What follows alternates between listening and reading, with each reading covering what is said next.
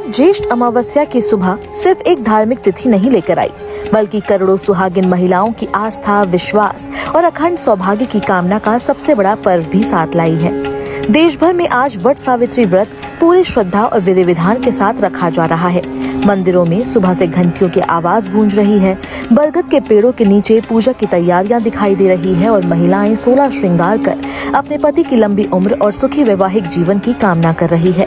इस बार का वट सावित्री व्रत इसलिए भी खास माना जा रहा है क्योंकि इसी दिन शनि जयंती का दुर्लभ संयोग भी बन रहा है।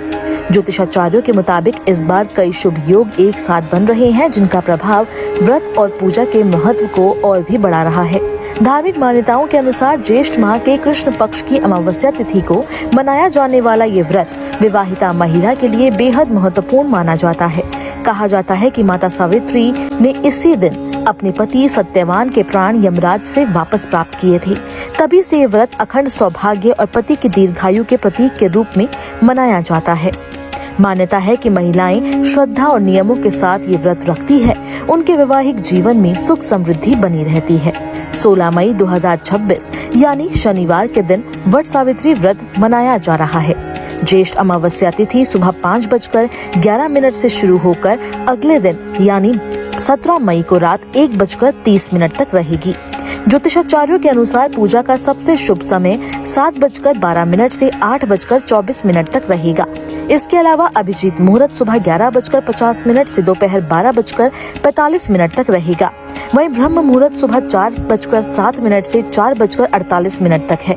विजय मुहूर्त दोपहर 2:04 से 3:38 तक और गोधूली मुहूर्त शाम 7:04 से 7:25 तक रहेगा।